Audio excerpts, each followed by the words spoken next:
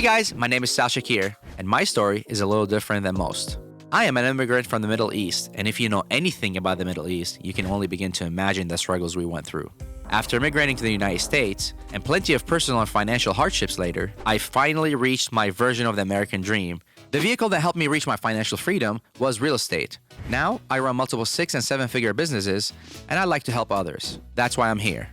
If I can do it, so can you. Believe me. Subscribe to my channel, and I'll show you how. All right, next one would be innovating. Always, always, always be innovating. I'm going to take this in the real estate, in the real estate sense. If you're not innovating, if you're not evolving, you're dissolving. It's as simple as that. If you're not innovating, just like we start talking about hedge funds, we start talking about hiring VAs. Think about this. 5 years ago, if some of you guys started real estate, or 2 years ago, or 3 years ago, it was okay to have one cold caller, some direct mail, some SMS. Now you have to do more. Now you have to do hedge funds. Now you have to do systems. You have to have drip campaign. You have to be innovative, spinning your keywords. Isaac was talking about earlier about sending very, very personal messages, small niche to get text messages. Like, you have to always be innovating. Start teaching if I learn something today, I'm gonna implement it. So for the future team members to implement, or my team members, they know about this. So if something happens, I don't have to be the prime example. It could be an acquisition manager that we did a deal, something unique happened. Now we saw like there is an opportunity there. We have to be innovative to take that opportunity. When we talk about, hey, offer some people some move out money, offer some people moving or upfront money or hold back, whatever that may be. That came from innovating. That didn't come from someone saying, yeah, I'm going to do that from starting.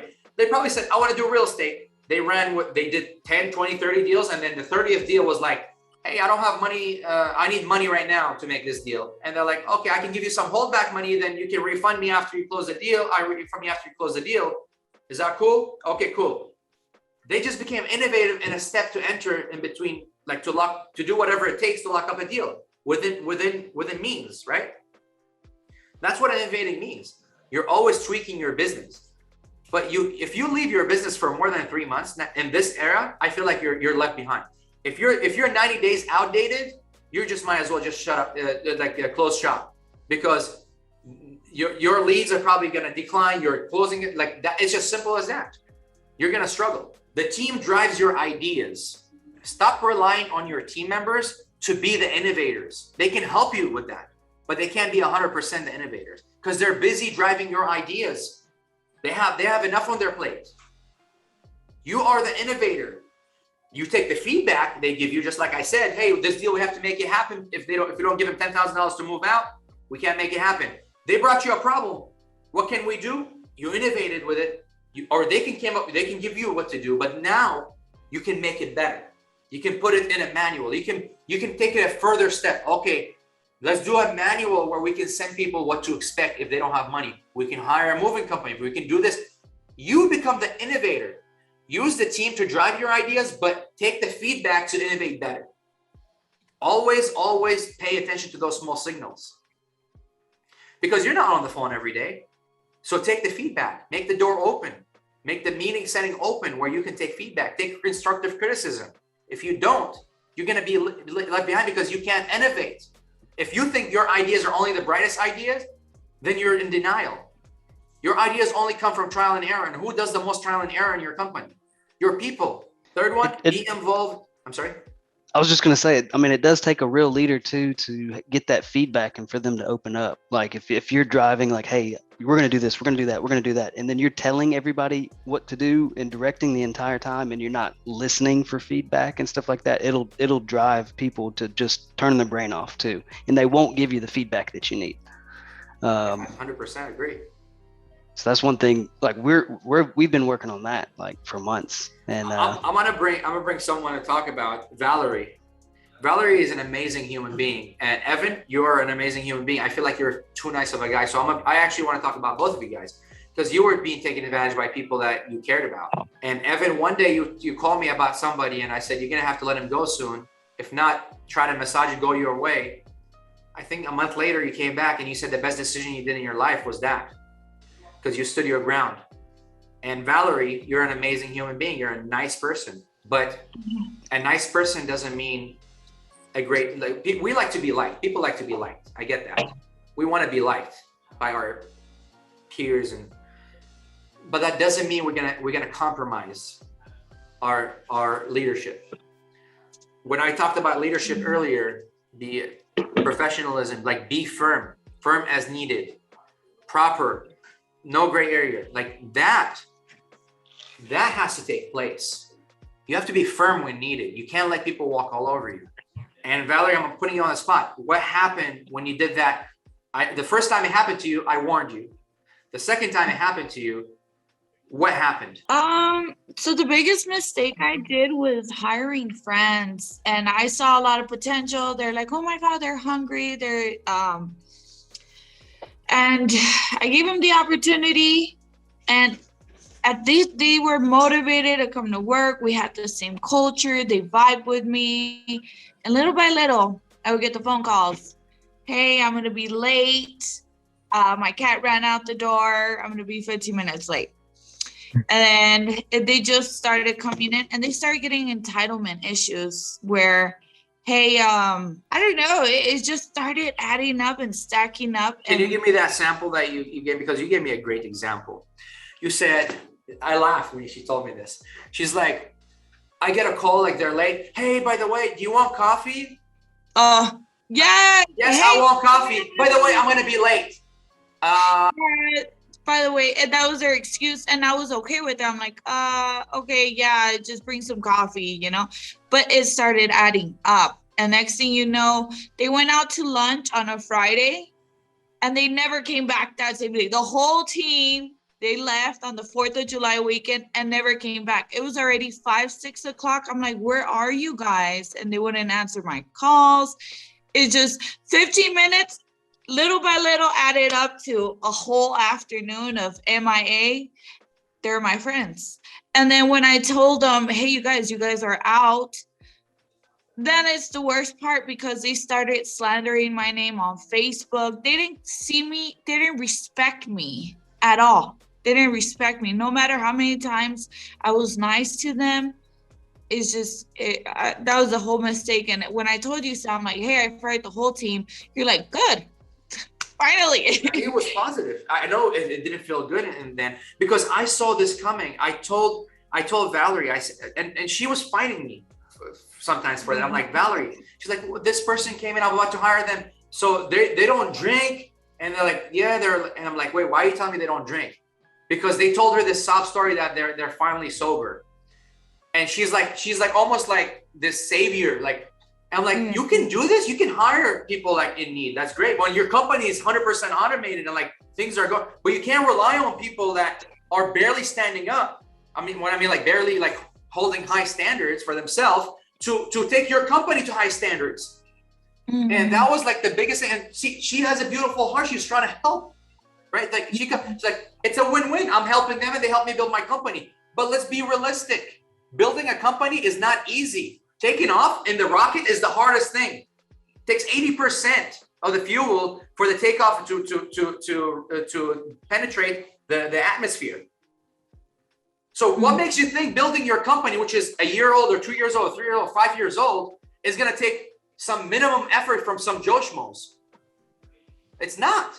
It's going to take the most effort, the most stress, the everything it takes. And that's the reality of this. So being a leader doesn't mean you have to be an asshole. When I said be as firm as possible, you guys saw on the other slide. Be firm. Make sure, stand your ground. If you allow you to go get coffee for 15 minutes a day, that doesn't mean tomorrow you're gonna get it or next week. You already had that. I'll let you know when I feel like getting a coffee next time. Yeah, and that's the thing. I wasn't hiring based on work ethic or core values. And that's one thing I learned later on. I really didn't even have core values established for the whole team to analyze, like, hey, this is integrity, responsibility, honesty, transparency. So they didn't understand what I was expecting back from them. There you go. And that's the whole problem. I'm like, damn, I should have had these core values aligned. Maybe they would have like, damn, she's serious business right now. And our core values are not aligning. If I would have seen it right away, maybe they would have been fired a long time ago, or maybe they would have never been hired from the get-go, but I didn't have those core values established. So that was a big, now that I do, I'm like, I'm hiring very slowly. I'm Good. very picky now. Good. All right. The third one is by the way, I'm sorry to put you on blast or like on That's the okay. light. I think people can learn from that. Absolutely. I hope they do. Thank you. And Evan, you too, man. You're a great leader. You just had the most beautiful heart. And that kind of, didn't you guys make the biggest month after you guys fired that person? We did. Yeah, we did. So if you want me to elaborate, I can. Feel free. Okay. So essentially, we had an individual, like, he was like a brother to me. He had been shadowing me for like a year and a half, almost 2 years. And he kept asking for more. He kept getting entitled, asking for more. Right. And it was just slowly chipping away. I was like, man, I just gave y'all a raise. We just put y'all on, salary. Like, I'm just like, what's going on here? Like, and you're asking for more. And I finally said no, but it was the wrong decision when I said no. So he had asked me, like, well, what do we do for self-generated leads? And I was like, well, it's going to be your same pay structure. Like, we just put you on this pay structure. Let's not. So I planted a bad seed. But instead of like evaluating, so hold on, that bad seed, why? It's a gray area decision. That was a band-aid that you put and followed. Exactly. What? It was followed because you put it before. When it came to it, you're like, well, you did that before. Why can't you do this now? Right. It was, yeah, exactly. It was a gray area. We made a quick decision without really taking the time to analyze the numbers and everything. Like, and then so what had happened is he was driving for dollars and he found a lead and he locked it up in his own name. And then he tried to sell it to me. And then I was like, hey, hold on, let's see if we can fix this. Let's see if we can fix this. Like, don't market the property. Like, he starts marketing the property while I'm checking on a rehab, and I lost it. Like, you're yelling and screaming. I was like, you need to get the hell out of this. Like, it was not like the me that you typically see. And I was like, you need to go, right? Because it just wasn't working out. But it took that much effort to like piss you off. Imagine how much there has been between. Like, yeah. I bet you there was a lot in between, but you just didn't piss you off as much as this. Right. Yeah, that was like the groundbreaker. I was like, bro, you're in direct competition with us. I was like, and I can't. He has access to your leads. Technically, he can take your lead and sell it on his own. And I think he did close 1 or 2 leads that were ours after that. But like, there's really like, we were at lunch and Sal's like, you can sue him for that. It's like, I understand that. I don't think it's worth it. Because he's like, he realized what he did was wrong because he made a split decision as well. He was trying to make more money, and instead of doing it the right way, he decided to break one of our core values, and that's integrity, right? He didn't have integrity to do the right thing and to bring it to me. If he had brought it to me ahead of time, we could have actually sat down and maybe had a discussion before. And maybe it was the first one. You could have did the bad and say, you know what, keep the first one, but next ones we'll talk about more. Like, that could have been an option. Right. But the way he handled it and stuff, I was like, no, this can't do it. But he still texts me to this day. I still help him out, to an extent. You're a beautiful heart, man. Yeah, beautiful heart. He's like, how can we work together now? And I'm just like, there's not really much I can do. Like, I'll send him hard money lenders, stuff like that. But I don't know. It took me to really realize, okay, we're not doormats, right? Even though we have doormats and we let people walk through and they walk on our doormats, but we as business owners are not doormats. They're not to wipe our no, you can go kick rocks. I know what you're going to say. Yeah. Thank you, bro. Thank you for elaborating. All right. The last one is be involved daily. Discuss and innovate effectively. Just like I mentioned earlier, I can't effectively innovate if I'm not discussing things with my team members. They see the most cases, scenarios that I need to understand so I can tweak it, right? So they're almost like you're filtering your funnel to be able to innovate. Like we mentioned earlier, how we can innovate, come up with new ideas of to pay sellers or whatnot, just by finding the problems, and you can innovate. You can discuss that with the team.